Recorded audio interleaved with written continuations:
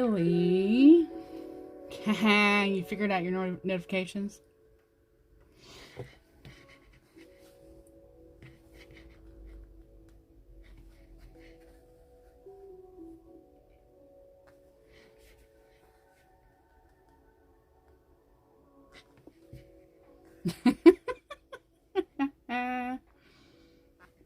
Well, awesome, awesome.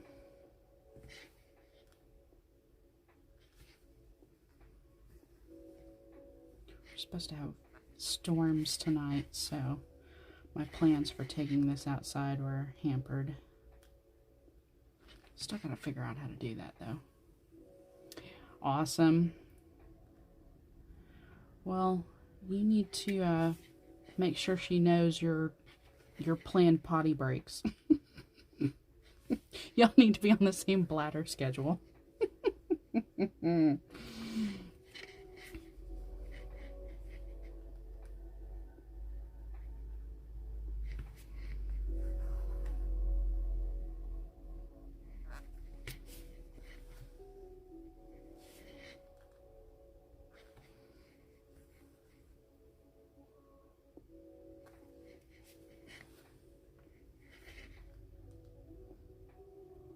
So are you working on anything in particular?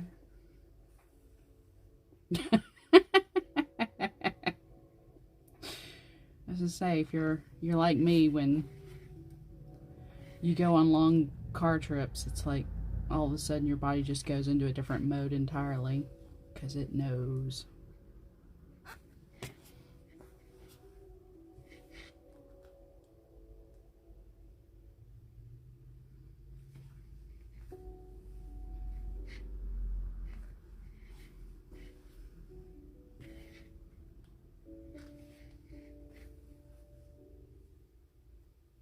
Oh, it did. Oh, see? Oh my gosh. So even stitching over 2, it's still 45 count. Oh my gosh.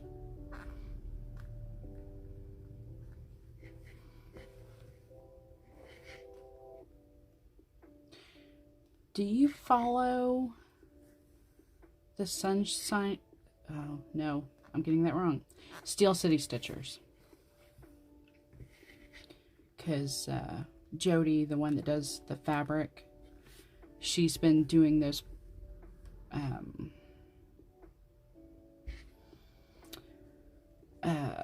she would stitch on like tulle, but I know it's not the same thing.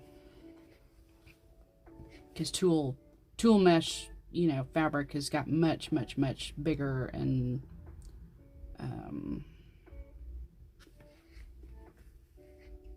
wider grain than. Yeah, they're really cute. The one she did that was she did one, and this is I think where she got the start. She saw someone else or found a pattern where she stitched koi fish.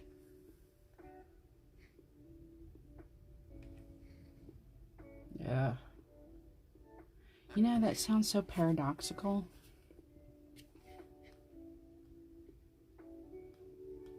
Like, it's easy, but it's hard.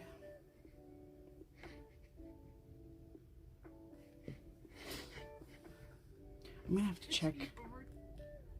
check out the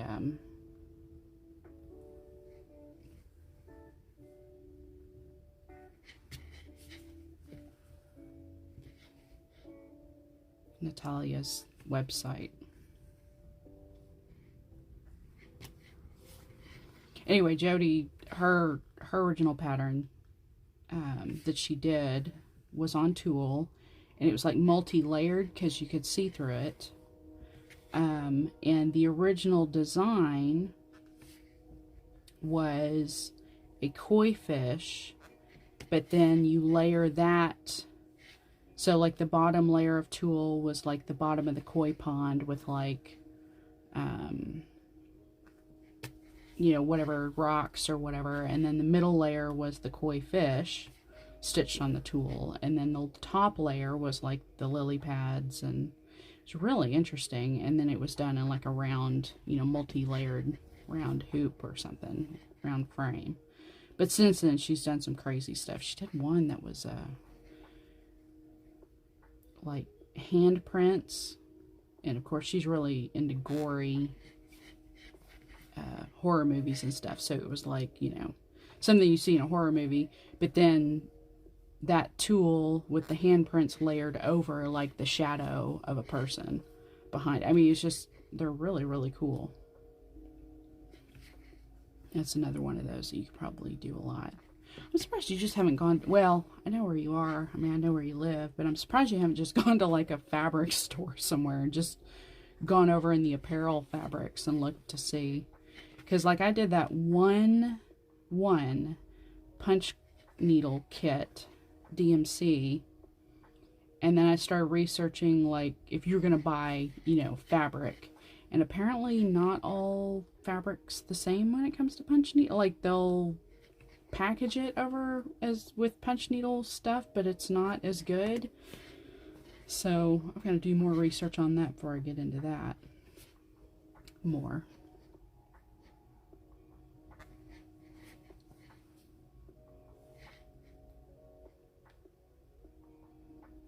Well, and even, yeah, I was going to say, that's what I was about to say.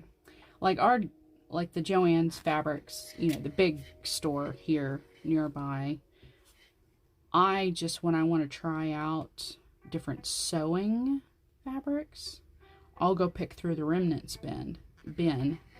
But I have to be slick about it because I think a lot of the ladies think like I do, like, you know, why buy an actual yard or half yard or something when you can just go and pick through the remnants and probably find something you like. But like I found, like I never used like vinyl or pleather or anything like that on my sewing machine because it's just a little simple, you know, meant to be, you know, just for simple projects. But I wanted to see if it could handle it. So instead of spending the money on a large, you know, cut of something that maybe I can't stitch on, I just went and found enough in the remnants that, you know, it's just whatever's left over from the bolt. But it would be interesting. I'm pretty sure there are probably a lot of people that do embroidery too that's that way. Like they'll just go find different fabrics that they want to try with different prints or different, like I've got some, the one I've definitely decided that I cannot sew at all, or I've got to figure out what the secret is satin. Like every time I sew with satin on my sewing machine, it just slides around everywhere, despite pins, despite clips. I'm sure there's a secret that I don't know of, but I don't know what it is yet. But yeah, you can definitely find all kinds of different kinds of linen. And I mean, now we're talking, you know, linen for sewing or linen for apparel, but it's still linen. It still has the same grain and the same weave to it. Yeah. I had to guess it's probably just some kind of cotton, like quilting cloth or something, or muslin. Muslin's like really like inexpensive and, you know. But anything could be stitched on. Heck, if you got into embroidery, you could definitely embroider on it. I can imagine. Oh, okay. So here. It just made me, in you typing the word gauze, I just realized, okay, so this is where my brain goes.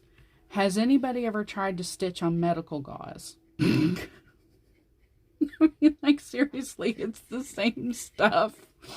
It's just, you know, I remember using medical gauze as a kid for Halloween.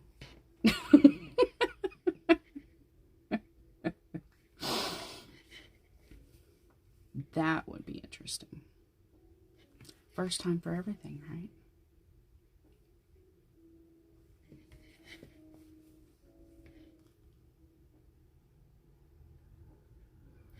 Working on this today during my lunch break, and I got a bunch of tails back here. I gotta make sure I trim.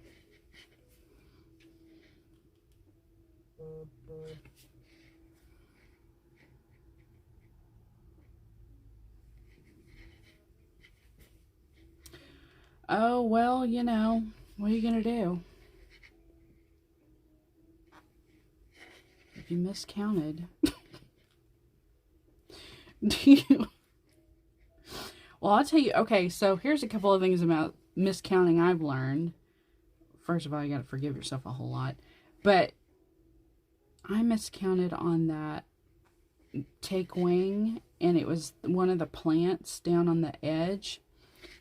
So they're spaced so far apart, the plant's down a stitch, so you can't really tell that it doesn't line up because they're so far away.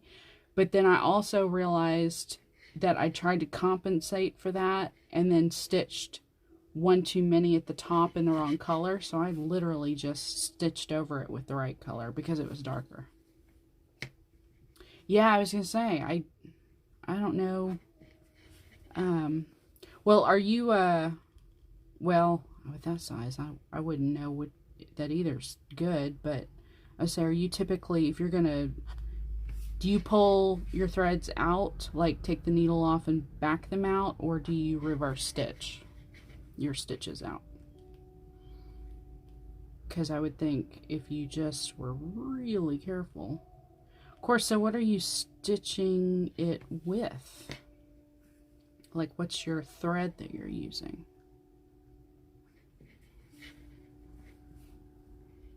Yeah. If I only have 1 or 2 stitches, I reverse. If I've got like a whole, you know, I messed up so bad, I gotta, you know, everything's off, I just take the needle off and start pulling.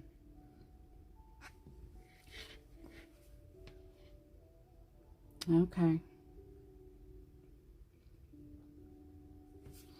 Yeah, I wouldn't know what to tell you without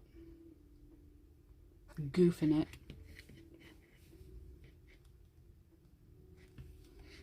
And then you got to consider what, can it be fudged? Can you make it look right just by stitching around it, or, you know, creating a few extra stitches around it? Or, I can't imagine the fabric's that inexpensive, but if the fabric were inexpensive enough, do you just start over?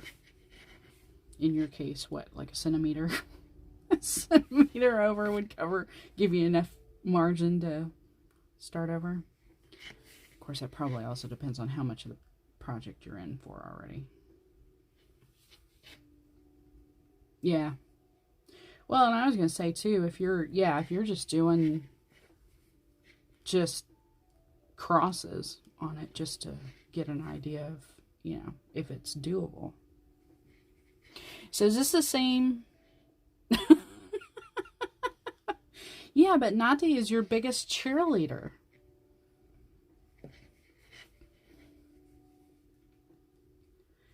I just wondered, oh, okay, so you're just doing 10 stitches. An enabler, yes, absolutely. Well, I was going to say, what, is the fabric you're using similar to the fabric?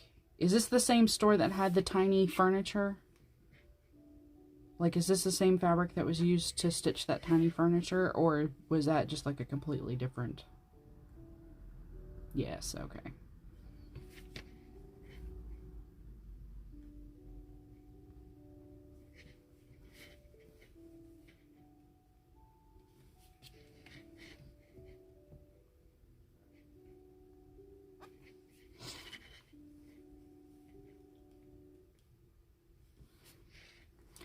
Well, and then the next question is how many pairs of readers do you have on right now? Well, jumping into it is, yeah, jumping into it is half the fun, right? Because you don't learn to swim if you don't get your feet wet. And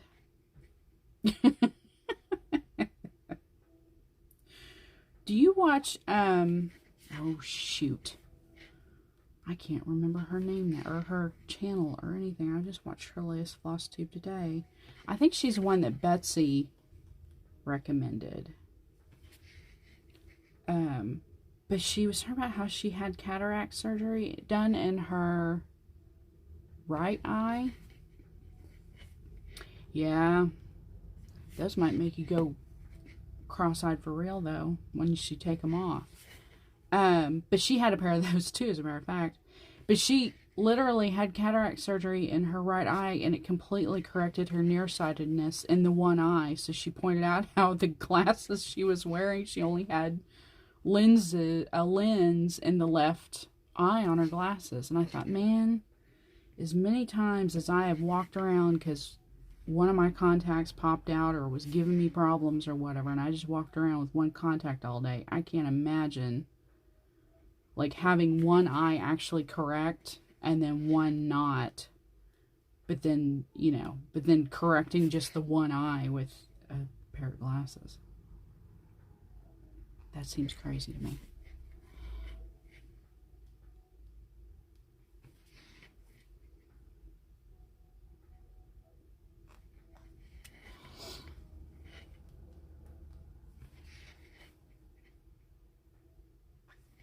This is like the third stitch I've done on one of these 18 count. I think this is kind of my new favorite Aida. It's like everything kind of turns out the perfect size. But I tell you what, doing that unicorn yesterday, man, I wasted a whole ornament cut just on a tiny piece of or once I got done cutting it up. I wonder if I've still got it down here. I mean, literally,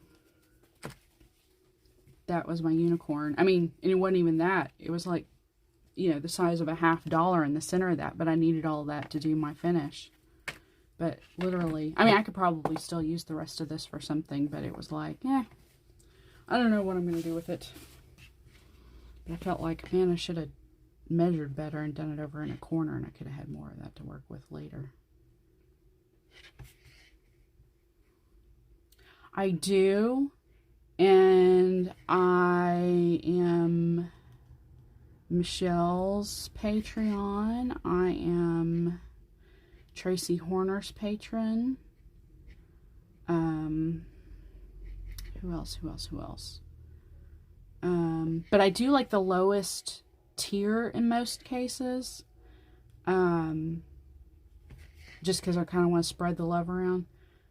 Jessie, Mislaid Pages, she's trying to get a fabric dyeing thing going, so I started contributing to her. I know I'm forgetting somebody. Oh, there's a couple of like, so Teal Teacup, their Patreon is how you actually how you get their pins. And then there's another girl that does just stickers, Heidi Rue, that I do also. So, but you get something for it, you know. And Michelle's you do too. It just usually you have to. Hers you have to kind of be higher up.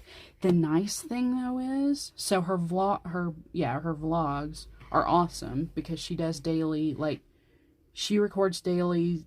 And then post it once a week of kind of like a, you know, a summary of her week, which is nice. You get to see a lot of background, you know, her work and stuff like that. But you also get, so like she does it every so often when like Expo just happened. If you want PDF copies of stuff that was like released at Expo, usually it takes her a while to get it up on her website, but she will send out or she'll post like a Google form or something and put it out there. So if there's any new releases you want on PDF, because like I bought Lady Man to start, and then when I realized how big it was, I was like, dang. And I didn't know how long it was going to take her to put a PDF out. And sure enough, we got the Patreon like message. And I was like, oh, this is fantastic. So I got the PDF. So I've got both versions of it now. So that's really nice also. Cool. Yeah, I was gonna say it really kind of is, and especially if she's someone that you would buy all of her stuff anyway. It's like having a digital magazine subscription, or digital subscription to a network, that you would watch all their shows anyway. So as far as I'm concerned, it's the same. Um, but yeah, I don't know I can't remember which tier I'm at. I'm at the tier where, like, when she puts out the small freebies, like she was working on her Marshmallow World, and she had like a little, like, it didn't turn out quite right, or whatever, so she thought she posted it out there for everybody. So I'm on that tier. She also did that Thai bird and put that out there for everybody. So it's nice. It's a nice benefit. What sorcery are you doing? Are you using it? Yes.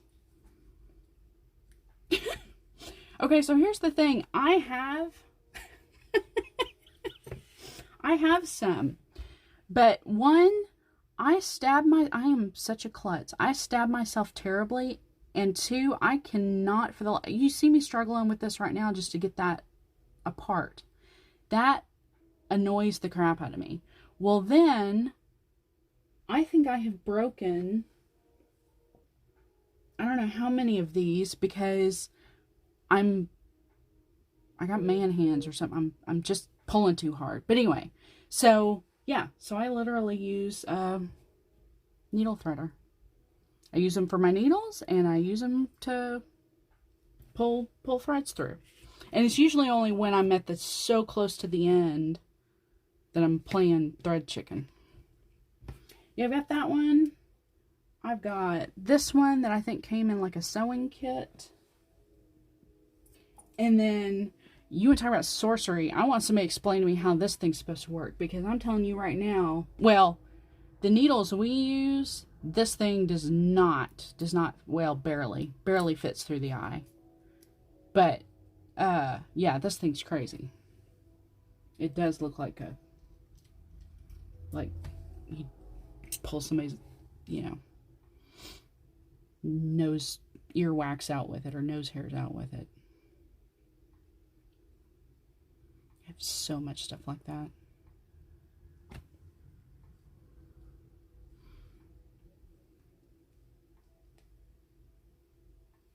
And now my cat seems to have a hair on it too.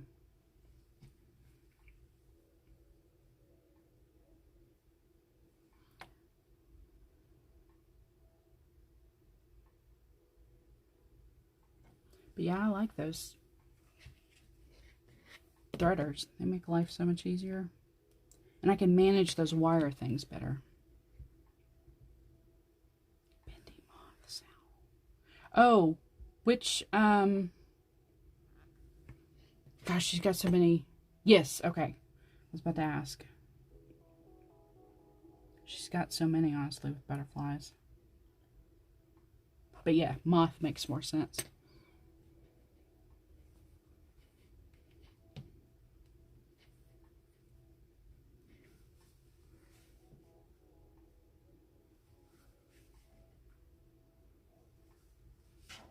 And that's one of those that if you guys are at that,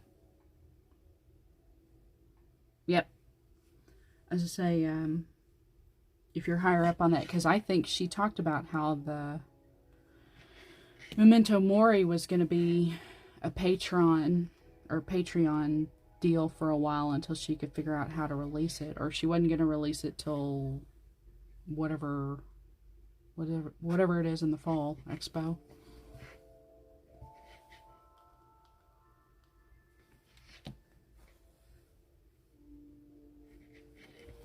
Well, it seems like one of the new ones she did, is it Vase from Thrace or something? It seems like one of those has a butterfly in it. Or maybe I'm just thinking of the flowers.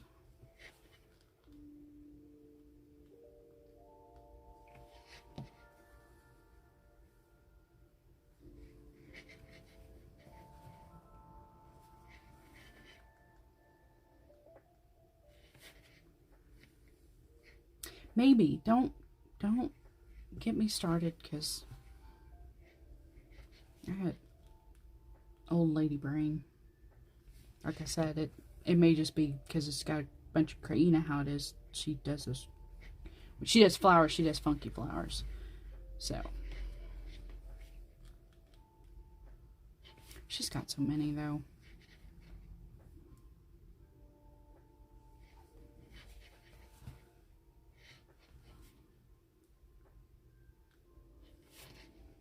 And I gotta decide now whether I'm gonna wait for Evertotes to put out their Lady Man conversion for sale.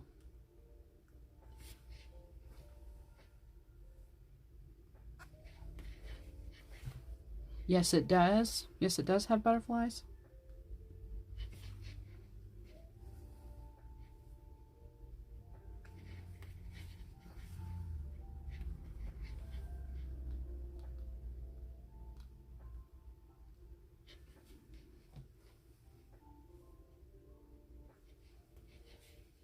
Oh, she does have yeah, she does have a lot of funky flowers.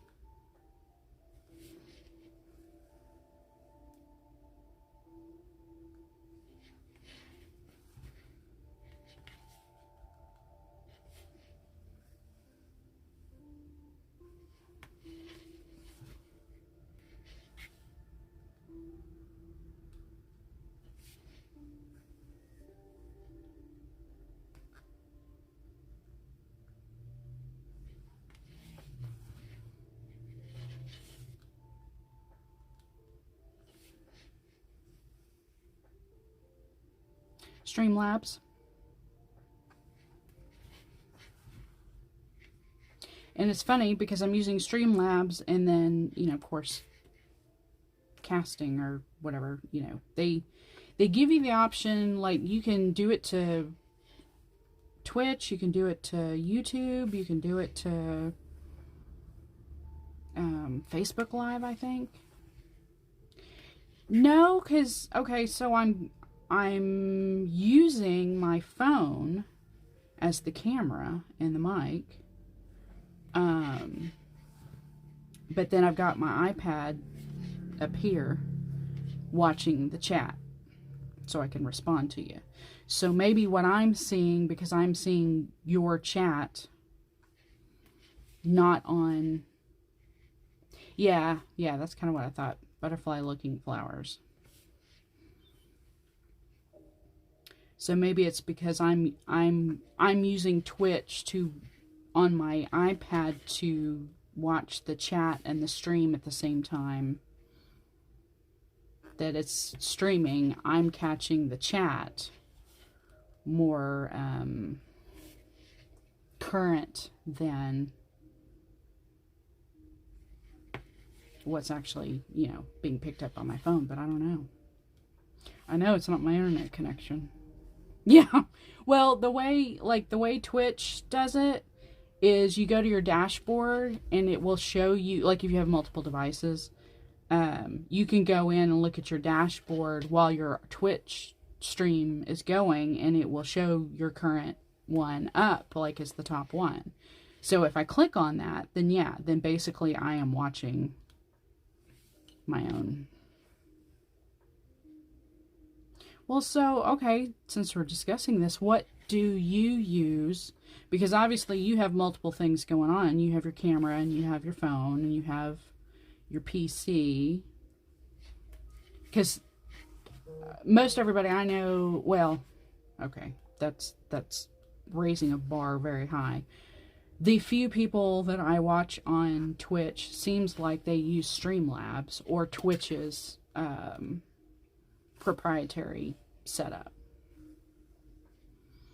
But with YouTube, I still, so back to what I was saying before, I have my YouTube account attached to it, but for some reason Streamlabs doesn't want to, it just keeps, I keep getting this error code, so I've got to figure out what that means or why. Maybe I can only do it with certain devices or something. Gotcha. Okay. Well, and that's the thing, especially if you're using a different, yeah, if you're using YouTube, and about the only thing I use YouTube Studio for is just to edit, upload you know, upload, edit, change any of the video information after the fact. Or while it's uploading, you know, go in, change the thumbnail, change the description, you know, put in all the descriptive stuff. And then that way, once it's uploaded, it's all there.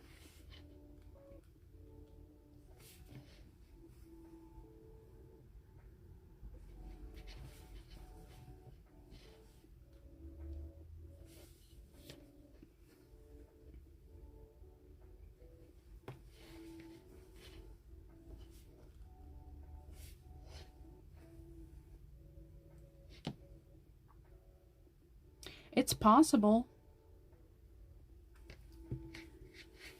See, I don't know. So, to me, I always thought the lag was a combination of the upstream, downstream of your internet across, you know, however many, whatever, just some whatever server, and then the upstream, downstream of the person's internet that's watching. But I've noticed, like, especially with Twitch in particular, I've noticed that sometimes, or there are moments where I thought my internet connection was causing the downgrade of like a video, or the pausing, or the you know, lag, like there might be a delay or something. But then I realized, no, sometimes that's on the other person, you know, the streamer's end. But it's so hard to tell which end, because like there have been times where I've literally turned off, well, so somebody like Jesse's a good example. Jessie always does hers during her lunch hour if she's working from home, and so it's only an hour long. And there have been times where about the time she was coming on, I was in the middle of something on YouTube, you know, a knitter or somebody. And so I would just turn them down, you know, like, and put on closed captioning or something. So that way I didn't, if they were talking about something I was interested in, a pattern or yarn or floss or whatever. But otherwise, have Jessie up because she's, you know, she's live. However, there were times where I thought because I had so much going on in my own house that I couldn't, you know, I was losing her due to my use of all the other things going on in my house. You know, everything's connected to our internet. But then I started to realize, no, I think she's, okay, well, I may have to just leave this knot there. I think she's just got, you know, bad internet connection too, but I don't know that always to be true. It just gets frustrating because you realize you're starting to lose parts of a conversation, or you can't see, you know, if the person's showing you something, you can't see it clearly.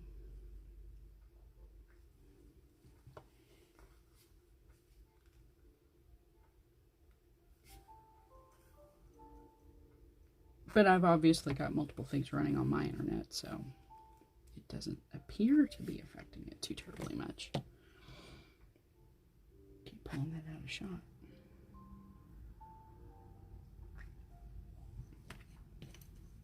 What is kind of funny, though, is, since you asked, the video, like the chat is up and running and current. The video, though, is not. The video's definitely behind. Like, I'm just now watching myself try to fix that knot. So, that's kind of weird. But if the only delay is in watching myself, who cares? I'm not interested in what I'm doing on the screen. So I'm kind of okay with that.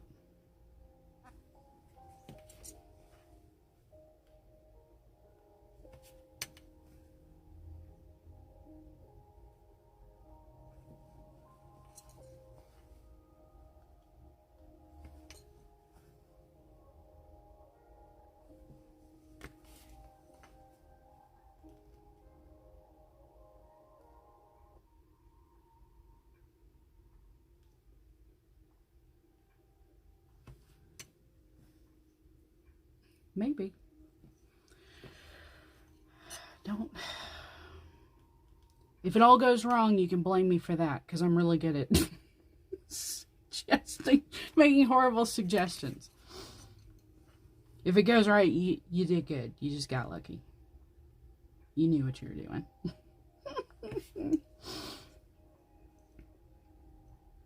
Yeah, I don't know. So, so I don't know. I haven't gone live on YouTube yet. Like I said, I've tried a couple of times with Streamlabs because I've got my YouTube account connected to it. But it doesn't want to seem to go through, so I need to try YouTube Live eventually. And see what the difference is. Because maybe once I've done both, maybe I'll have a better understanding. Because here's the other thing. I don't know. Okay, are we gonna start comparing stories here on how badly things go on streams? You've just been doing it longer. Just have more of it under your belt than I do. No, I was gonna say, and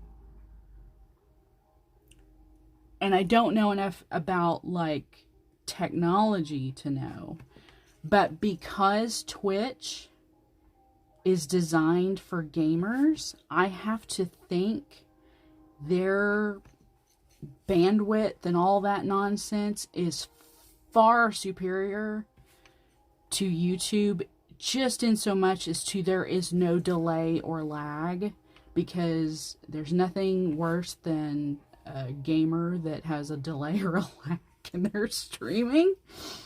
So it might be just as simple as the fact that YouTube is a different kind of content interface, in that there are far few people going live, so they don't invest in as much in their technology, their infrastructure, as Twitch does. So Twitch just has the chat and the whatever, that's just faster, more real time, because they're designed that way. I don't know. Oh my goodness, what are you doing here? Sorry, I just looked up. Woohoo! Okay, well now it's a party. You lurk all you want. Feel free.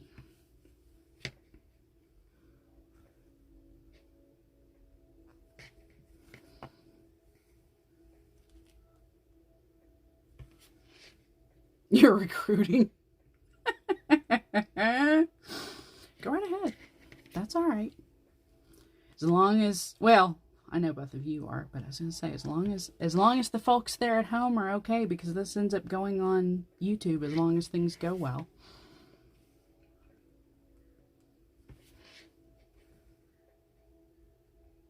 I watched Karen's latest. She had some interesting thoughts at the end of her latest floss tube about how people find each other. And it's so funny because she specifically in her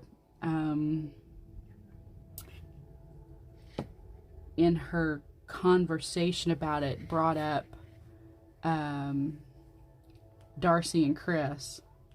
And it was just so funny because, okay, I know I'm an old cat lady because I sit there and talk to the TV like I sit there and talk to my pets, but I kept saying out loud, it's like, yeah, but first of all, Chris is very charismatic. He is a theater person, so he has a personality big as life, and he has stories that everybody can relate to in some form or fashion, being the age that he is and the time in which he grew up. And he's definitely got a following of people who can relate to that. And Darcy, me personally, if it's not, I'm wanting to see his stupid, pop culture references and laugh at his, him being just quirky because I love it. Same thing. Darcy's just got a personality that is just, it's not the same as what everybody's been watching for, I don't know how long people have been doing FlossTube, but, you know, as many people as I follow on YouTube and watch, you know, pretty much all of we're all in a couple of different categories, but we're all stitching the same things because we all like the same things and we all like the same people, you know, people that stitch the same things. But Darcy and Chris in particular are so outside the norm. I think it's almost like finding a new TV show. You know, finding something unique that you've never seen before, and it's just like mind-blowing, sort of. Don't tell him I said that, especially Darcy, because it'll go to his head.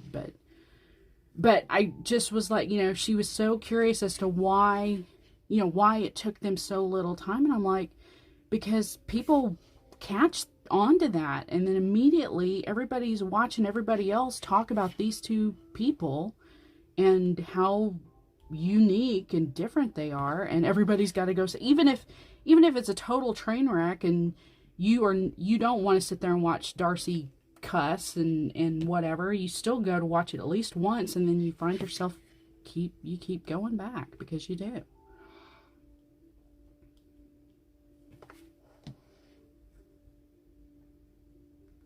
But anyways, I just found her conversation very interesting there towards the end, because she was talking about how, or I guess she was wanting to know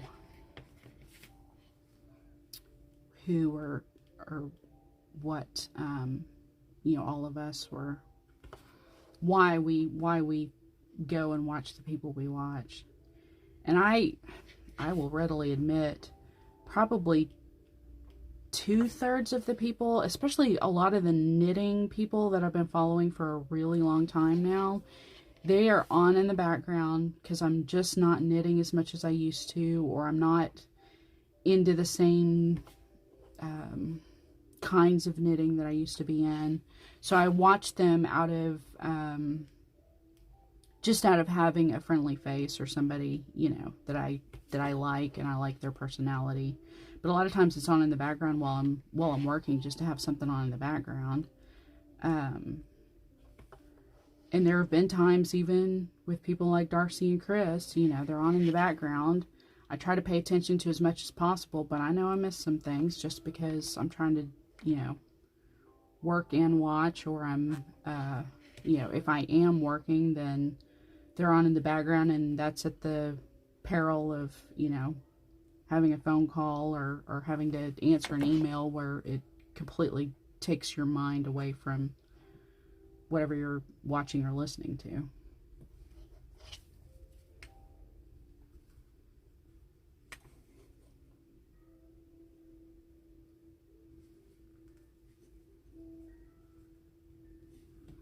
Oh, there's my cute little knot. Hoping I can just trim all the excess and be done with it.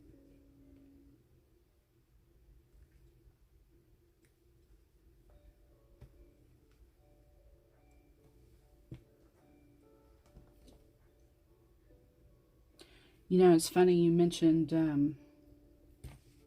gosh, were you just live yesterday? It feels like it's been a week.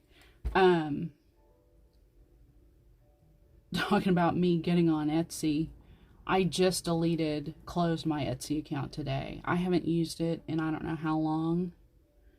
But this whole racking fees up thing just irks me to no end. Just makes me crazy. And I've got a couple of other platforms that I've just had like sitting in the background that I need to set them up, like actual, like,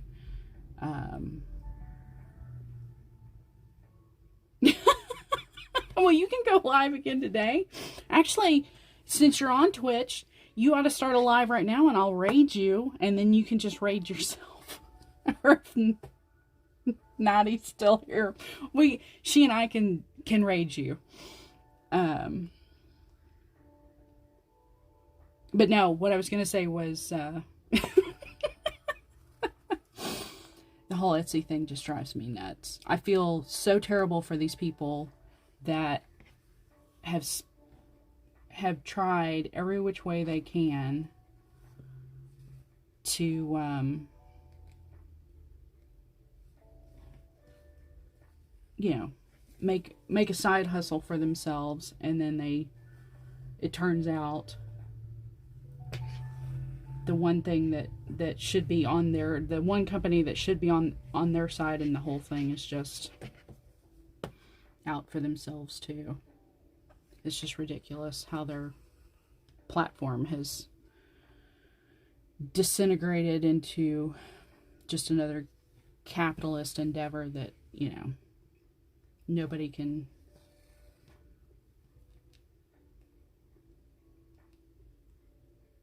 do well at.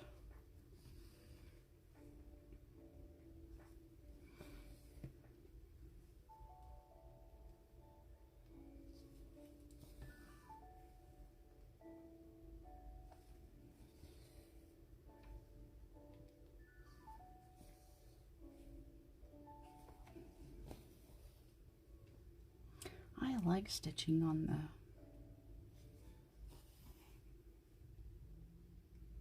this side. Dang it. I'm already messing up.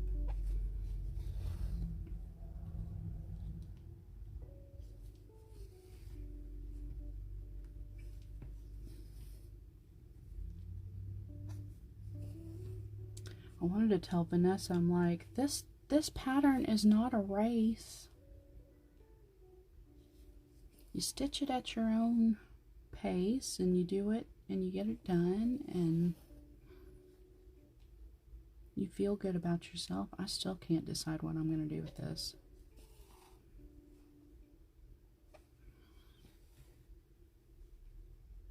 I love these colors, though. I'm so glad I got these colors.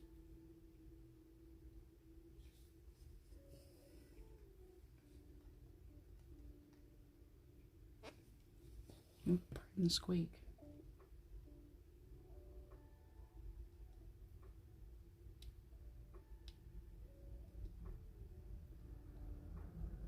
Okay, now I can't see where my needle is here. It's driving me crazy. Better.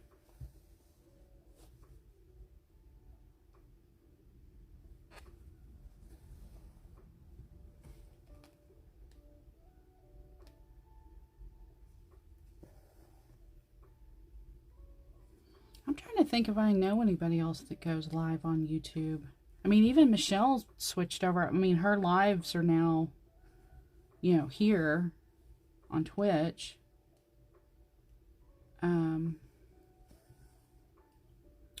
There is one or two knitting accounts, I think, that they go live occasionally. And occasionally, Fortnite, they go live, or they've done it a couple of times here lately. But other than that, Kaylee, you may be the only one I watch regularly live over there.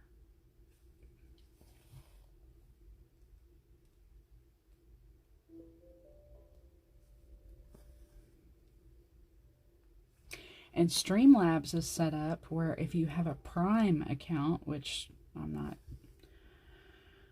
not getting into all that just yet, but apparently you can stream multiple platforms at the same time, which, you know, blow people's minds with that concept.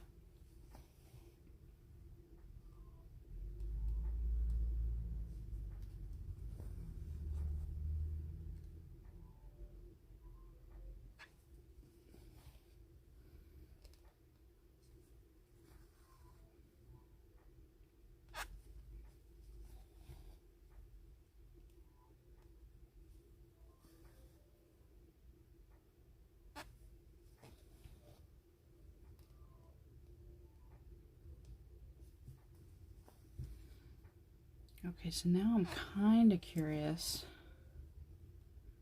because of what Nadi said. Don't answer if you're still there. But, or you don't have to answer if you're still there. You mentioned, I'm lurking, gonna drive home. So are you doing what I did the other day to, well, it's been a while now, to Jesse?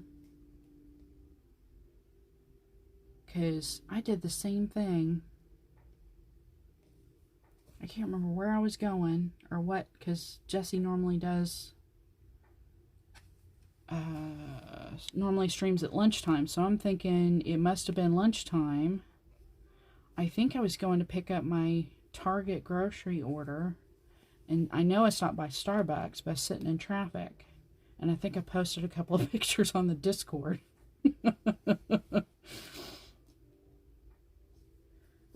So, if that is what you are doing, please be safe.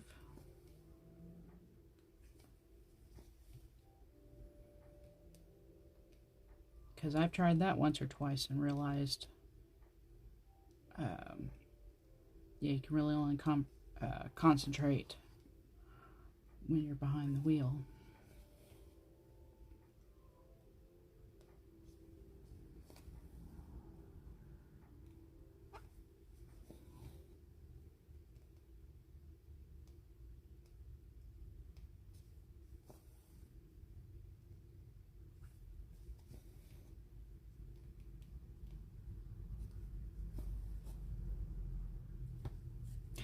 Uh-oh.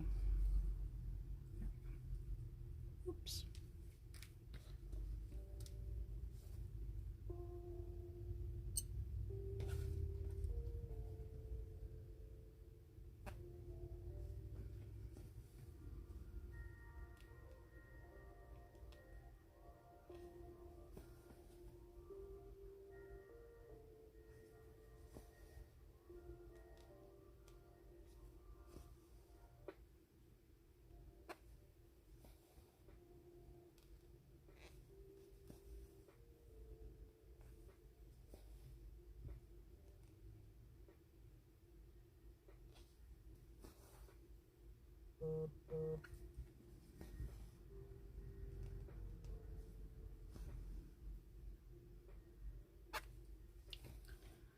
Sorry for all the squeaks.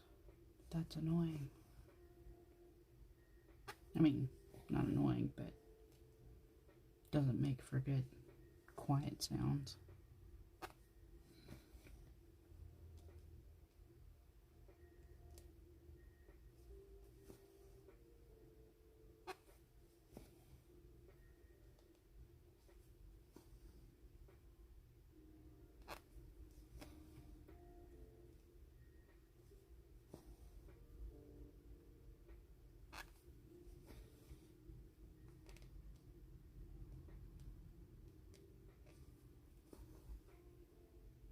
Sure.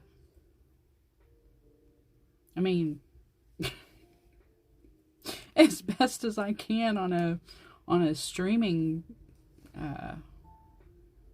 situation here. So,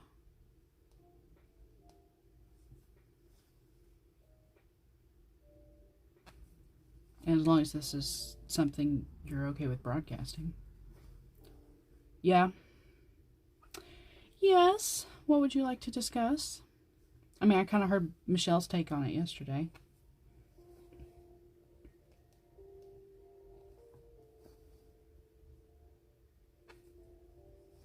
Yeah, right.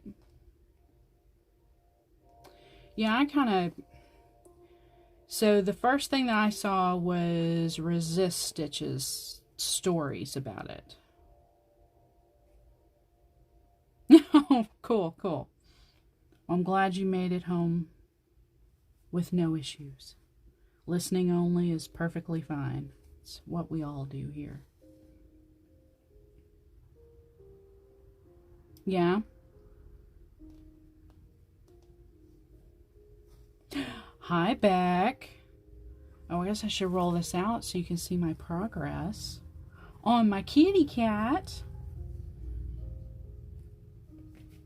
So far, getting there. I've just got the border left, and then there's a couple of little details. Thank you, thank you. I like these colors a lot. It's too bad the pink doesn't, in person the pink shows up really well. I think what I'm going to have to do is get my good camera out and get the white balance right, because every picture I take of it, you just really can't see it. The camera on my phone just wants to kind of blend it all in.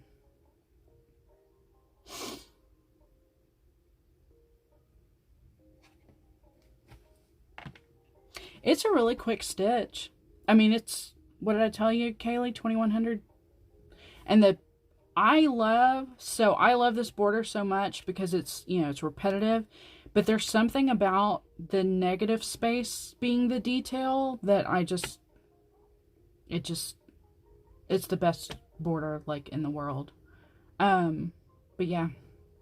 And the fact that it's, you know, when you get it, it's all 310. So like I've got it in Pattern Keeper. It's all 310. So you can basically do whatever you want with it, which I think is fantastic. So what were they saying about Cliffside Stitches in particular? Just that all of their patterns, I mean, I'm familiar enough, all of their patterns are different mosaic, like, inspired.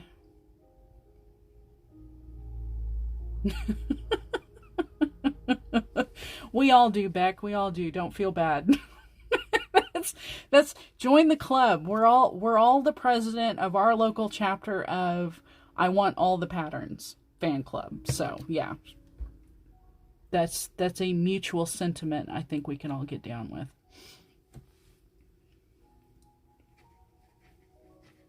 See, I don't know enough about Cliffside to know who, so long and short of the Owl Forest, so Resist Stitch, I was telling Kaylee, Resist Stitch was the first one that I saw in their stories. But the thing that got me was, it was mentioned how, they had been approached before, Owl Forest had been approached before about, I don't know if it was, you know, misappropriating culture or just, something that somebody didn't agree with in their patterns, but they were met with, like, I don't know if they were blown off or if they were just met with a you know, we're not going to do that. Yeah, the patterns are not good. Right, exactly, Kaylee. But what I don't know is, so like in the case of Cliffside, I don't know who that, is it one person? Is it multiple people? Because when I first saw the Owl Forest thing, and then I saw Resist Stitch's, like, expansion of the story, as in, here's what they're doing, this kind of thing has happened before with them, and when it was addressed, they, you know, they being Owl Forest, didn't care. I mean, essentially made it sound like they didn't care. They were just going to continue to do what they're doing or whatever. So then that's when I thought, okay, so they as a company have a history of ignoring people's requests or pointing out, and see, Kaylee, I think that's important too, because at least that gives you, in the case of Cliffside, gives you a better understanding of where the designer is coming from. In that at least they recognize what they are doing belongs to another group of people. So that always helps. But in the case of Owl Forest, you know, Michelle made the point that, you know, you are talking about people in another part of the world that see, an image and think, oh, that's really cool. That would be really, really cool as a chart, you know, to stitch it. I guess my next step though, as a designer, would be, you know, you're going to go out and research it, make sure, hopefully, that nobody else has done anything like, you know, done anything so similar that you might feel like you're encroaching on copyright. But then in doing all of that, do you not recognize or realize what you are creating is coming from another part of the world that I'd like it I'd like to think or hope at minimum they at least understand those images.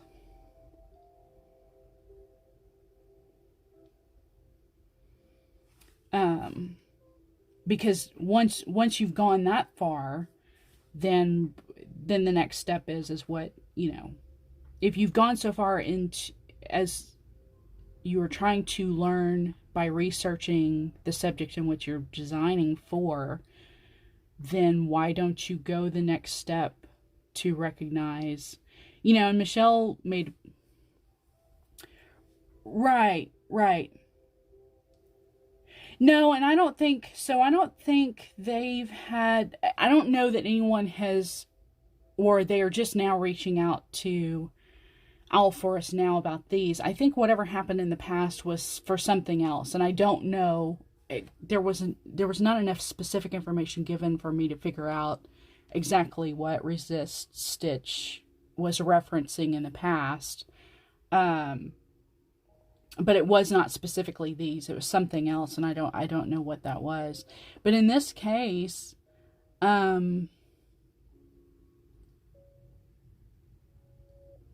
it's odd because their organization is so far on the other side of the planet from where the cultures and the peoples that existed, created that type of imagery, that it's amazing that is something that they found, that they wanted to design. Yeah, I don't know. Well, and what makes it really kind of tricky is, and I can't remember if somebody brought this up when Michelle talked about it or not, but I have to think with everything politically that's going on over there, are they the easiest to get a hold of right now? Because I know during, prior to the situation that's going on over there, they would shut their store down certain times of the year, either around the holidays or specific holidays, or, like for an entire month sometimes, to give their shop a break. So like the only thing you could do, I think, was download the free patterns. I don't even know if you could buy the PDFs or not. But now, any outside money can't be used to buy anything from them. So I don't know how effective any communication with them would be right now. And it's kind of, it's like we all have to like sit and wait and see what happens. And it's I don't know.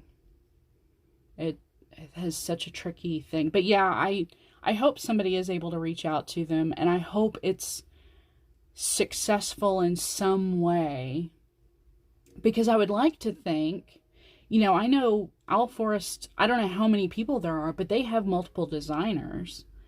So, it would be nice for someone to say, well, as a matter of fact, I'm not saying that this is the case, but it would be a nice surprise if they said, well, as a matter of fact, the person who designed this is from,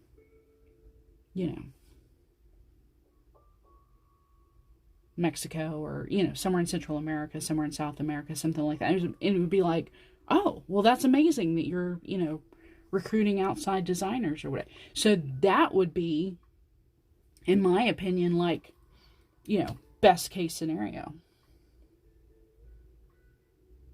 Yeah, it really does. Well, and you know what?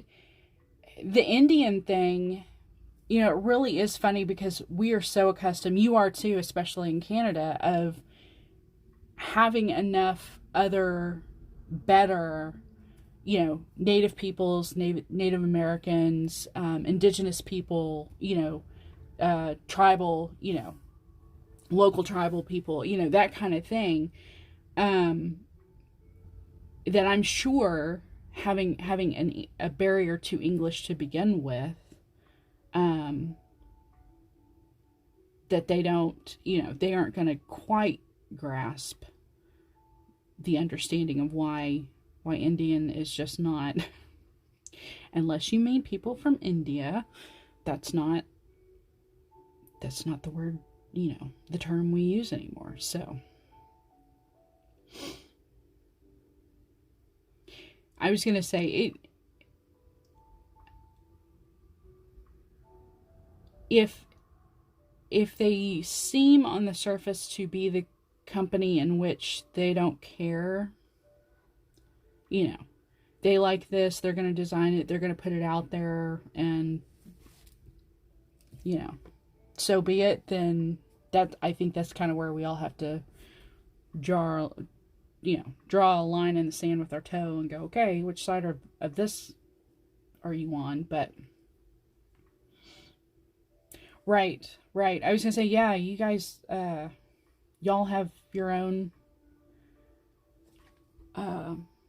past history you're having to deal with, so, and that's true, very much so. Like, I'm in Texas. Oklahoma is less than an hour's drive north of me, and all the time,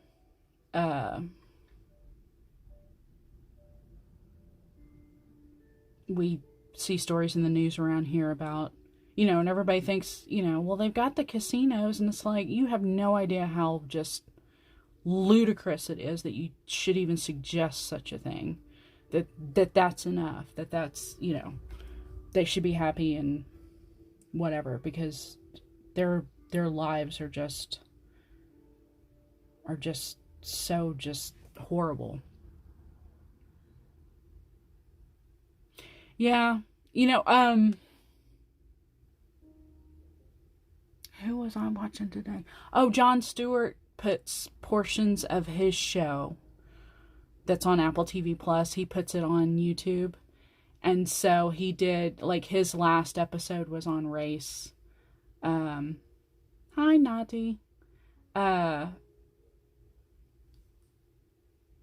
so the last several conversations he's had, the last one that and I'm so terrible with names, so I'll just readily admit up front I cannot remember her name, but she was she had a PhD, but she talked about, yeah, North Dakota too. Beck, I can't even wrap my head around, because it's the situation you guys find yourselves in Canada is like, I feel like with every passing day, it's just this deeper, darker, more horrible, just whatever you knew yesterday, it's just going to be worse. The more they unearth, the more they find out. And it's so multi-layered of just, it's terrible.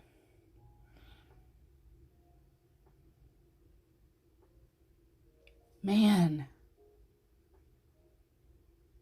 that is just so awful.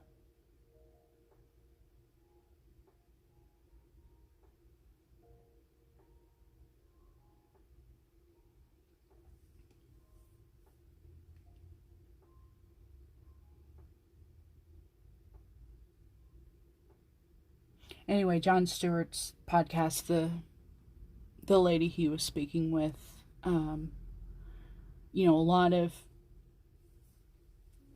lot of race situations here, the people that you just hear over and over again, that not my problem, I never owned any slaves, blah blah blah blah blah. And she's like, look, we've got to get past pretending like, one, this isn't part of our history, or trying to, erase or not acknowledge it. But then she, like a lot of others, keep bringing up how Germany handled dealing with their recovery after World War II.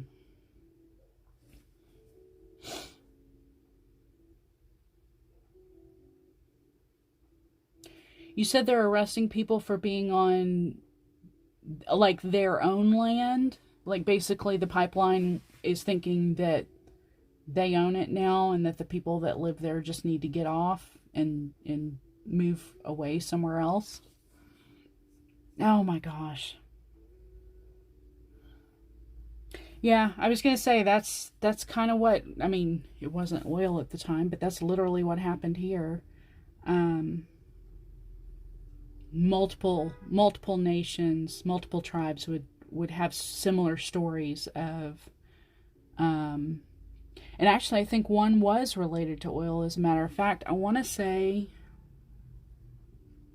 gosh, I wish I could remember, because I started to read the book because I listened to a podcast about it and then I got sidetracked. I need to go back and finish it. But the book was about the forming of the FBI, because the FBI here,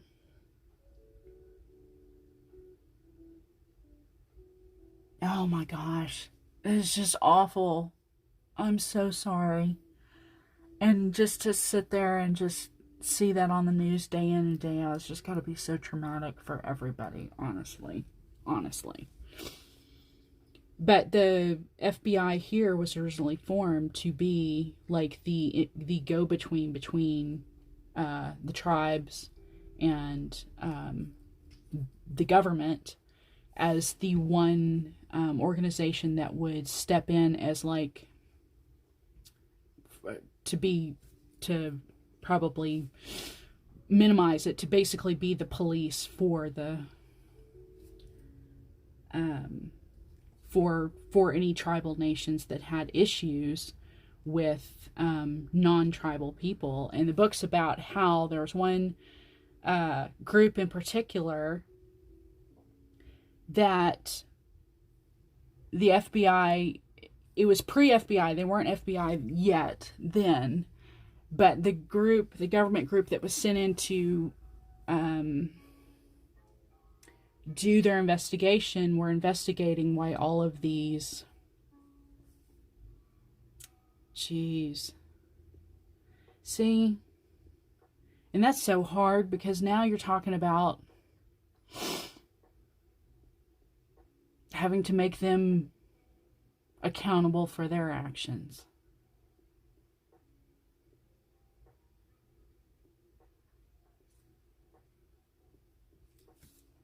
And I don't know if Canada has as difficult a time holding people of authority and holding them accountable for things that they do the way we have a problem doing that here. But anyway, they were investigating. Yeah. It's kind of how we all feel sometimes. Right. They were investigating the disappearance of several women of this particular group of peoples, and the deal was their land, the thing was their land was on a very large tract that did have oil underneath it, and they were able to negotiate their own leases and companies that wanted to come in and drill. And so their tribe was basically very, very wealthy because of it. Well, because this is how American history rolls, a bunch of mostly white men decided to roll into town and start marrying all of the women who were, in a lot of native cultures, women are the heads of the household, because they are considered more important, sacred, in their communities. So, men would come in, marry them, that basically meant that those men then now thought that they were the heads of a household, would take over the family's wealth and how it was used and how it was spent, and just slowly creeped in. And then all of a sudden these women would either, the story would be she went off to go visit family and never came back. She died suddenly of some mysterious illness and they just put her in the ground. And so this government organization was formed, what then became the FBI, but they came in to basically investigate why all of these women disappeared. And literally the land that was once theirs then belonged to all these men that married off all these women and basically chased off all of their families. And once all the elders died off, then the kids were sent off to boarding schools or orphanages or whatever. And so then all of a sudden, all of these men that married these women had all the legal stuff changed, all the bank information changed, put in their names, and that was the end of it. And then this tribe just completely disappeared and we're talking, if I have my timeline, like late 1800s maybe. But the same happened here in Texas, but it was very different in that not only were you talking about indigenous local native tribes, but because we border with Mexico, a lot of the land that was stolen was right along the border, and you weren't just talking about the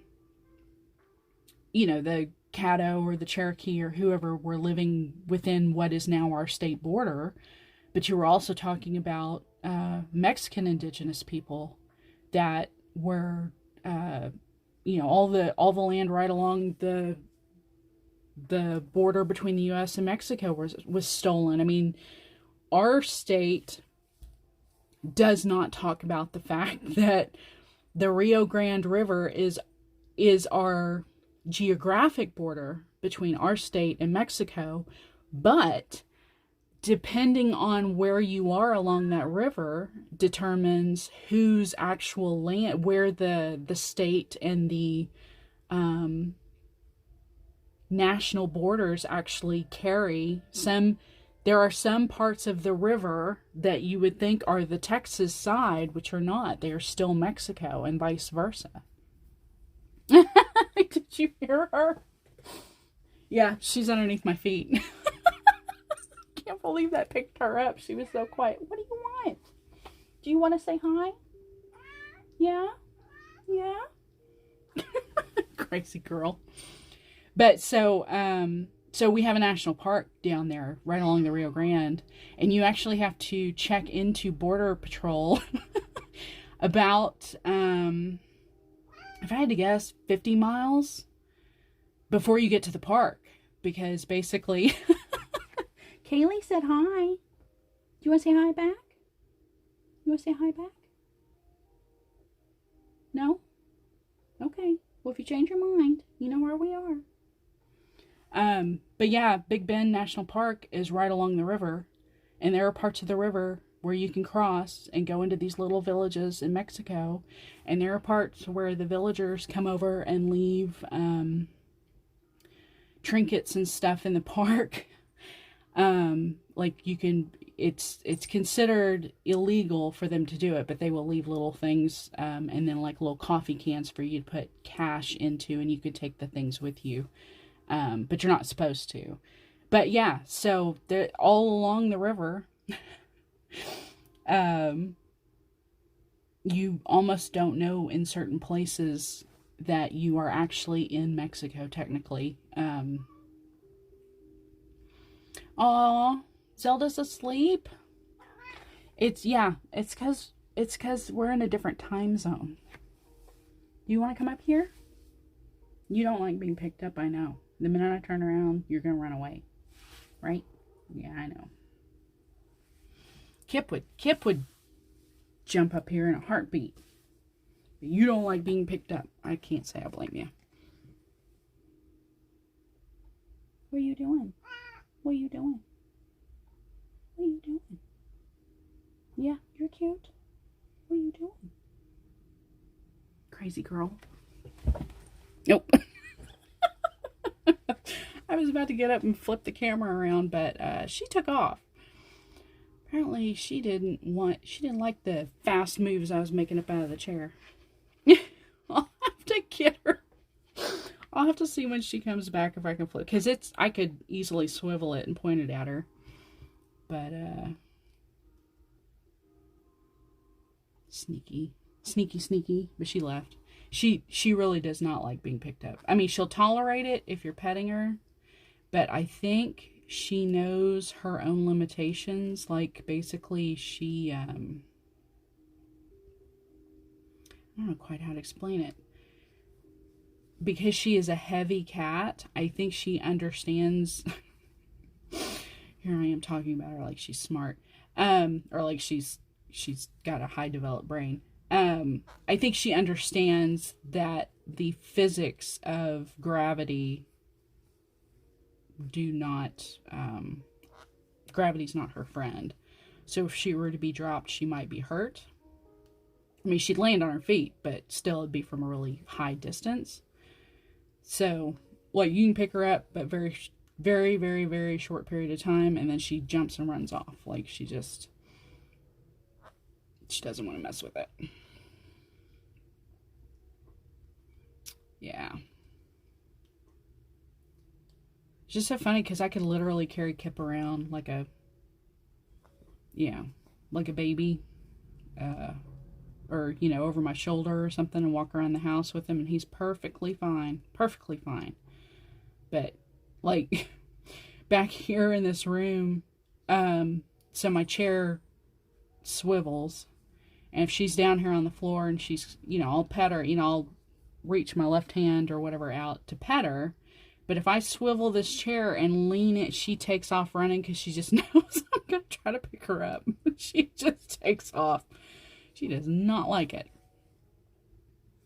Yeah, I was going to say, it did with May for a while too.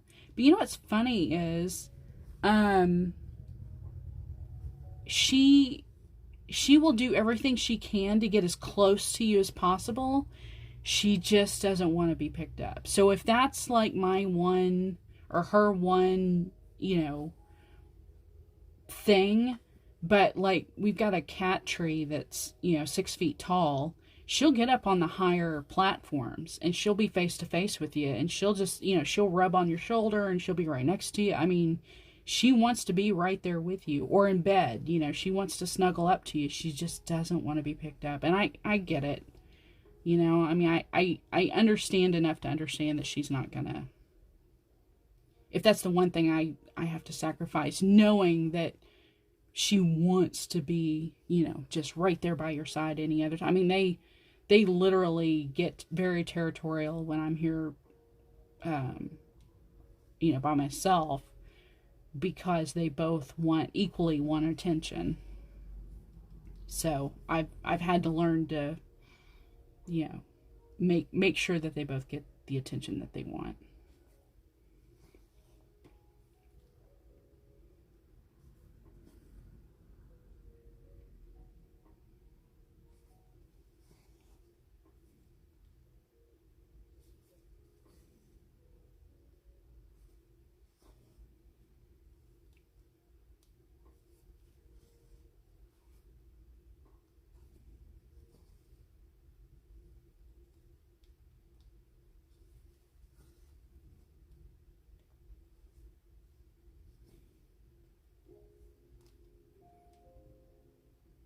Beck, did your sister have a nice birthday? Do you guys, being in the same birthday month, so close together, do you guys do anything together, or do you guys always try to treat each other's birthday independent of one another?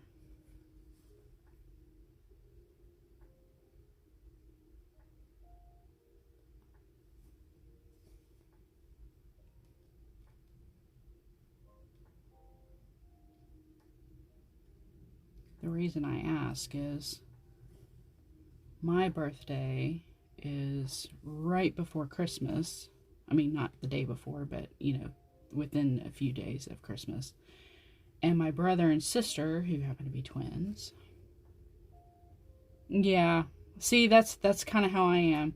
So my brother and sister's birthday is 2 days before mine. So as kids, all being the week before Christmas, having 3 birthdays, like our parents were just like scrambling to always try to make sure we all had, something for our birthdays. But I actually, yeah, I was kind of the same way. I was like, man, being the older, it's just like, it's fine. You got two other ones you got to deal with, and me, it's cool. I'm willing to.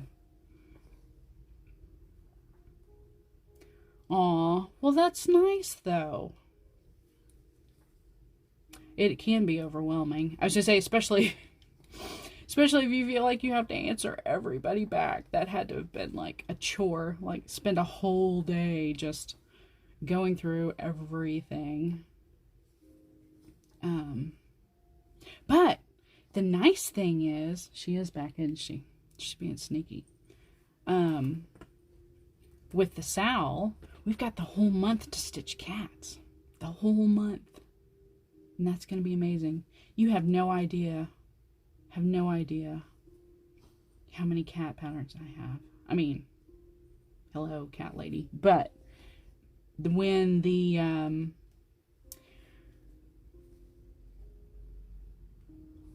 they did the Meow the Merrier Sal, or Meow the Merrier theme at Expo, I'm telling you right now, I bought every cat pattern that I thought I wanted, that I knew I wanted to stitch. I mean, every cat pattern. That's probably the only time I went crazy nuts trying to, spread around as much of, my purchasing as possible. I think I must have bought, even though I will say I bought quite a bit from Jessie, I think. But then Top Knot and maybe Fire Poppies. Fire Poppies is leaving. I'm so happy for her. I'm so happy for all of them. But I was just say, I've got to buy some more. The ones I have at Target are not I found these at CVS. I've got 3 more boxes up there I haven't opened yet. But the ones I have at Target are actually really, I tried a couple today. They are in like one of those resealable bags with the zipper on it, right? But they're like little round, like, they're nougat with the chocolate coating. So they're like little chocolate. Oh my gosh, they're so good. So I'm trying to make them last. You want to see people stitch cats? Well, I don't blame you. I want to see people stitch cats. I want to stitch cats and see people stitch cats. Yes. Yes. Okay, I wondered. I noticed she posted the couple of pictures. I just figured, living where you live, especially this time of year, I don't know what your springs are like, but if you guys get really heavy, like wet snows, that it may not be good hiking. My in-laws live in Colorado, and I will never forget the one Christmas that my mother-in-law said all of their properties are kind of spaced out. I mean, they all have like 5-10 acres or whatever. So there was a lady down the road from them that kept, or I think she still does, she keeps alpaca and a llama, and she has a donkey and a couple other big animals. And my mother-in-law offered to take care of them because she was going to visit her kids or family or whoever in Arizona. And so my mother-in-law asked if I wanted to go with her, and I said yes. And she goes, well, she said, since it's nice out, why don't we get the snowshoes and snowshoe down there? Well, I'd never done that a day in my life. Well, she picked a horrible day because the snow was so wet and thick. Like our feet just kept sinking.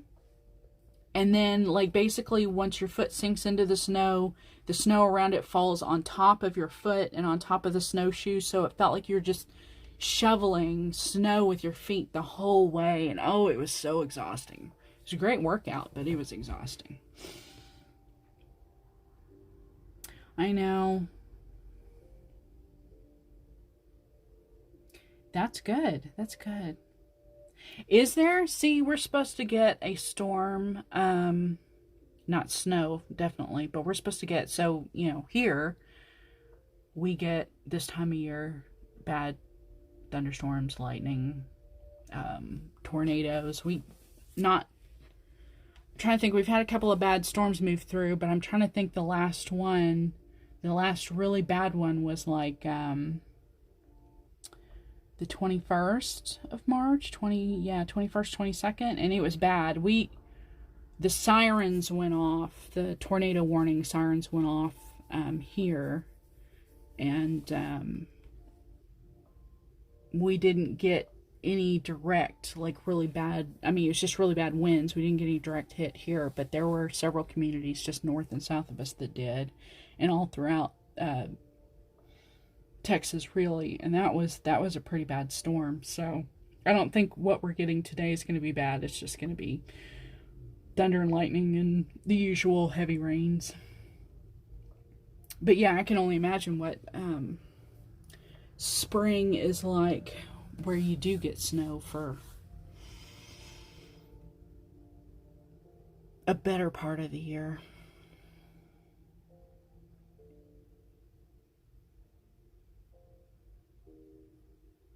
So I'm going to try not to rattle that. I know that box gets loud. Loud. Okay, well, there I am. I just told myself I would stitch 3, split the 1 thread and get the 3 done. I think I've calculated through Pattern Keeper, I get about 50, somewhere between 53 and 56 stitches for thread.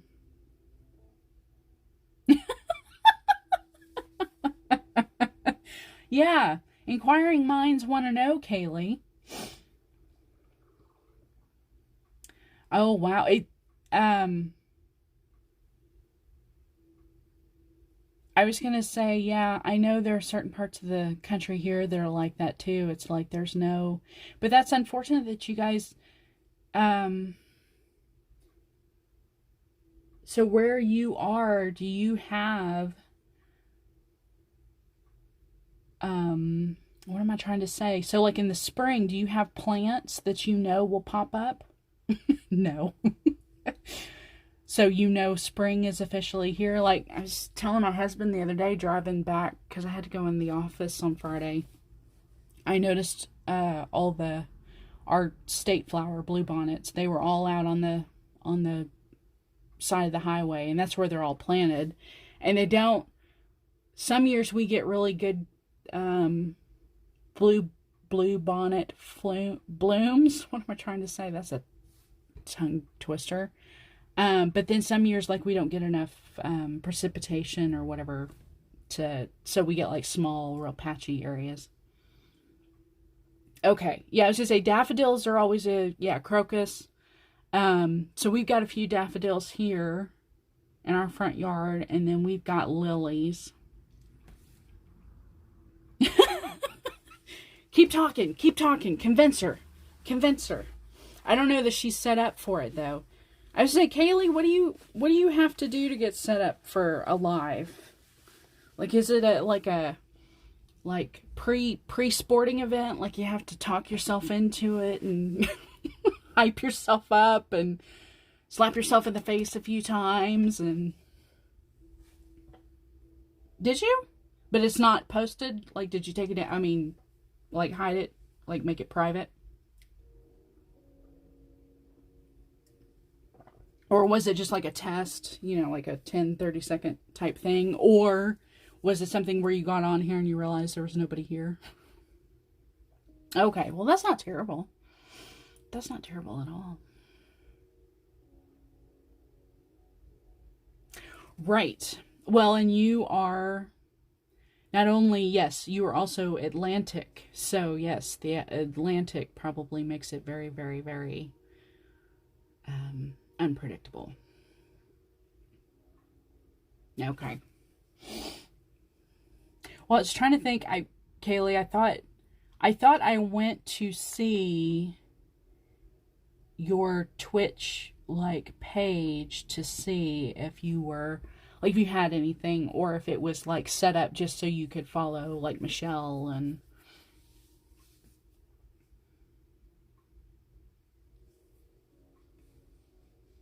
you know, it's funny you mentioned that, back. So the only ones that I miss of Kaylee, the lives that I miss of Kaylee's, is, yes, if she does one, like, rarely if I catch it. If she does it in the middle of the day and I'm watching YouTube and I catch it, I'll get on. If I'm home, you know, if I'm at home, working. Kaylee, if you set reminders, which you've done really good here lately, like you'll set them like the day before, so I'll see them in my subscription feed and I can set a reminder. Okay, see, here's who you needed to talk to, Kaylee. Not talking to me, because I'm just figuring this out. So, yeah, so that makes total sense. The thing Kaylee was mentioning earlier was the fact that my reaction to the chat was a lot, the lag was much shorter. In advance. The only ones that throw me off are the ones, you know, like I said, if you do them. And I know you do it because there are people in other parts of the world, you know, that have different hours. So throwing one in the middle of the week on a, you know, Wednesday at, well, usually it's like, I don't know, 2 o'clock or 3 o'clock my time.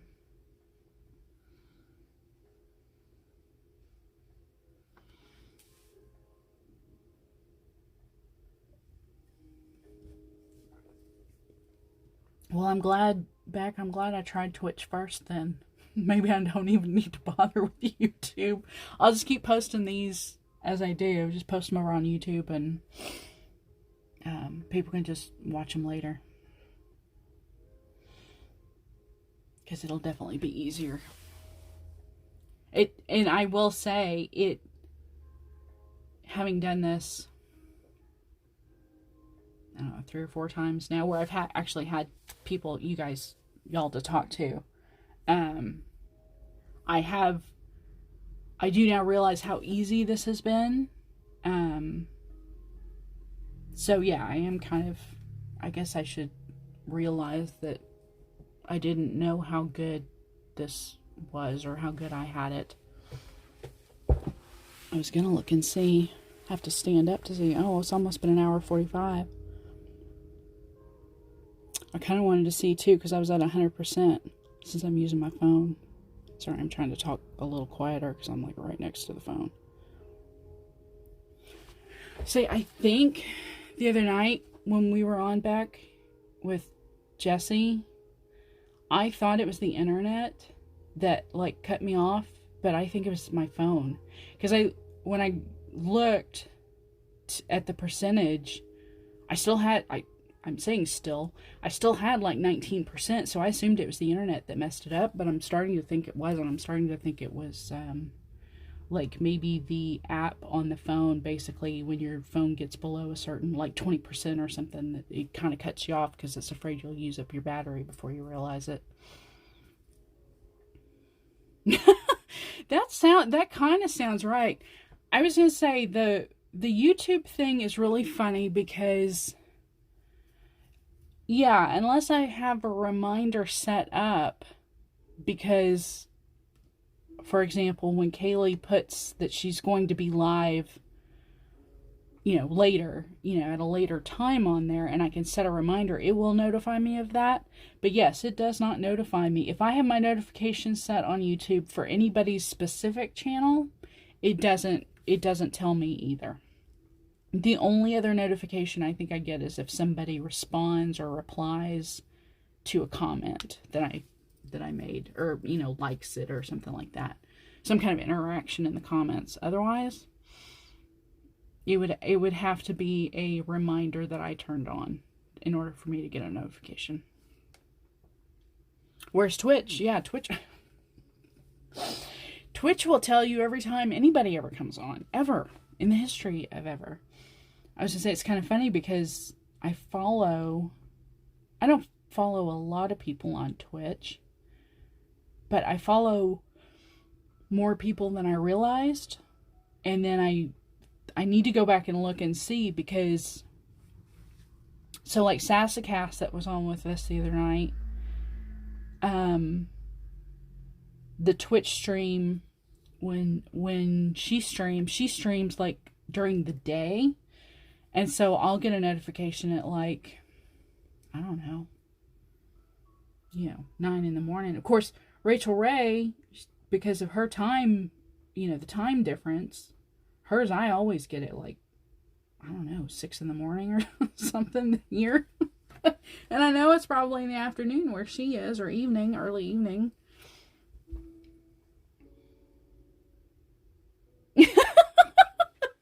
Yes, but see, I would succumb to the cheese flyers. You had me at cheese.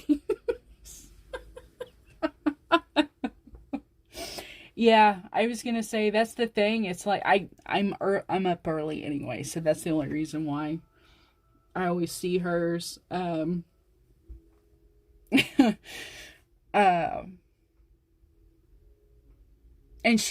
Rachel's not on all the time.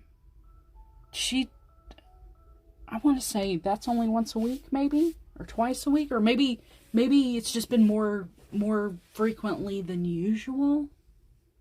I'm trying to think here. But yeah, there are several that, like Michelle has rated at the end of hers, that I kind of like the person's vibe. So I was like, sure, why not?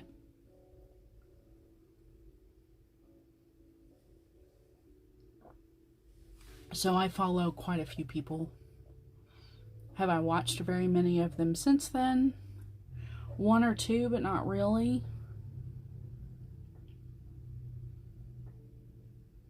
Oh, are you? Does that mean I get to try my first raid? I don't even know if I know how to do it on here, because I'm not actually on Twitch. Guys! Okay, well, if you're going to set it up, well, why did Dylan take it? What is he doing that is so important that requires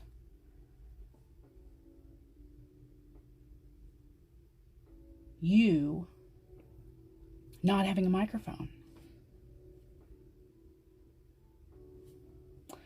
Oh, don't tell me I'm not going to be able to do this.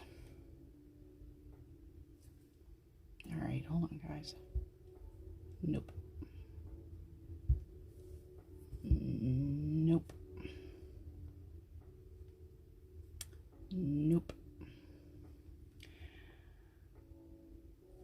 Well,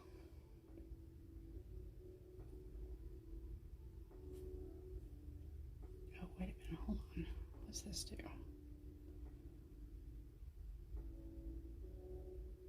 Oh, that's just the... What? Nope.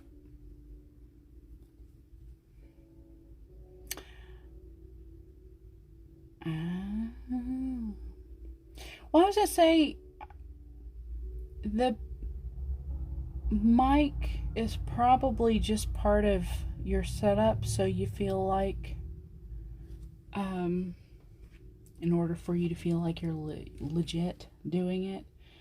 But yeah, I don't either, Beck. This is just the microphone on my phone, because that's what I'm using. Okay, so here's the problem. I don't think I can...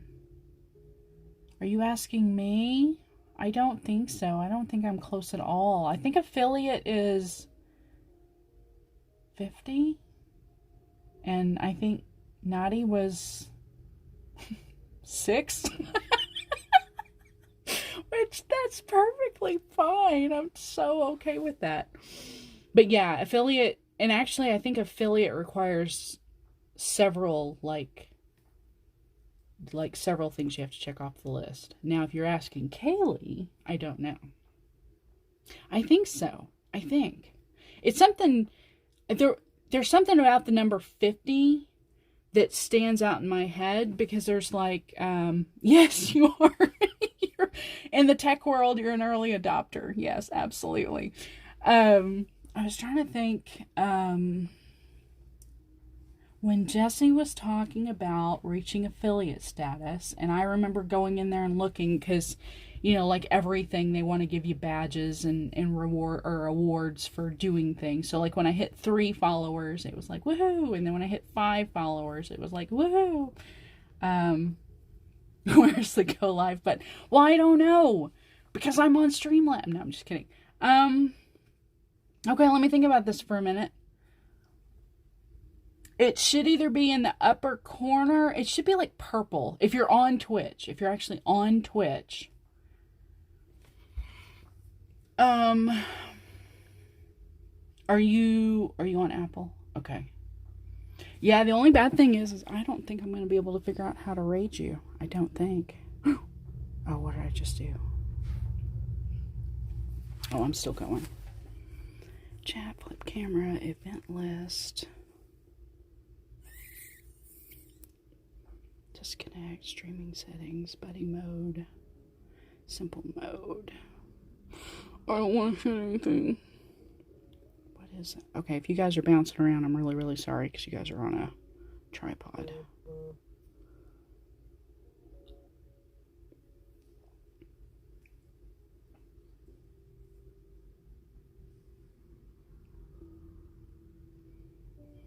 Okay, so I don't know. See, I'd need someone who knows what they're doing to figure out.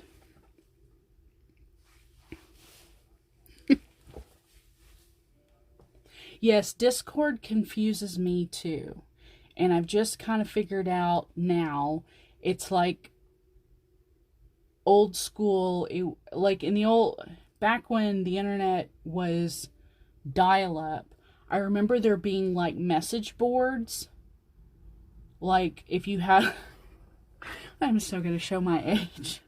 If you had an old AOL Messenger or what was the other one? AIM or Netscape. There was always like a feed, like a message board where you could go in and like post messages, but people would see them like kind of like the chat here. People would see them in real time, but you could go out and, it was kind of like it was almost like the classified ads.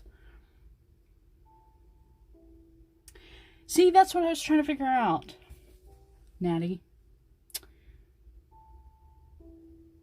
Okay, Beck, that makes sense. That makes sense. If I can't raid until I have an affiliate status, that makes perfect sense. Is it? That's hysterical. Okay, so that means Kaylee's gone. But anyway, so Discord, yeah, that's what it reminded me of, where people will just go throw stuff out there for like when, and I guess you could say some of the other social media platforms are like that, but that's what it reminded me of, was like a message board, from like way, 20, 25 years ago. Oh no, you're on both. Okay, so we need to end this one, right? Where am I at here? Yeah, I'm at 153. This has gone on long enough. We fooled around long enough. We need to go over and continue this conversation on your channel for a little while. I don't have long because my magnesium's going to kick in. And then I'm going to get really sleepy. But yeah, so how do you... I don't even want to know how you try to have a live. Oh, well, you probably just have your music or whatever. Well, I don't know what you have going on over there. I do have a Discord. Okay, so here's the other part. Let me see. Hold on. Discord. Oh, you turkey. Okay. Yes, I do have a Discord. Okay, so what I'm going to do is, because it is on my phone, I have one of those crazy password managers, so all my passwords are like 25 characters, you know, multi whatever long. It's on my phone. So as soon as we get done here and we switch over to Kaylee's, if you find the chat on my Twitch page, I will post my Discord in there. Okay, wait a minute, I gotta go. Hold on. Okay, so let me see if I can do this. Hold on. Okay, this is gonna get nuts. Alright, so I gotta go back. I gotta go. Kaylee, where are you? Okay, there you are. Holy moly.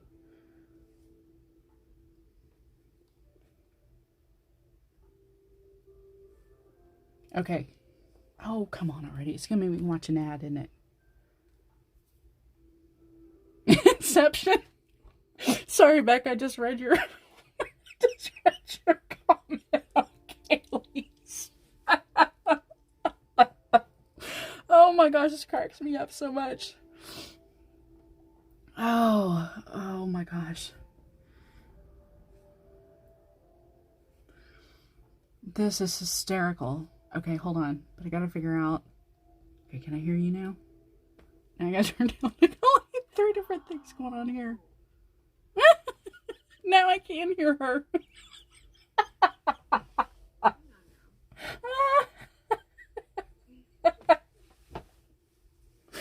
Okay, I think we've just either broken the internet or broken our brains. I don't know which. Maybe both. This is hysterical.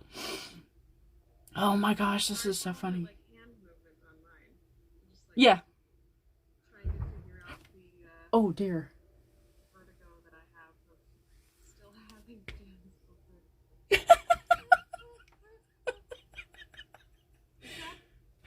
Okay, I'm going to end my stream now. I'm at 1:56 and I can't see my chat anymore either, so I probably need to stop it. So, okay, I just got another follower too. Thank you, JB, for that. I really, really appreciate it, but I am actually going to go because we're going to switch over to Kaylee's now. So, if you find Kaylee Cross Stitch on Twitch, follow her too, and then we'll get going on over there. And I'm going to sign off. I love you guys very, very much. Thank you for spending time with me and making me laugh. I will see you guys over on Kaylee's stream. Bye!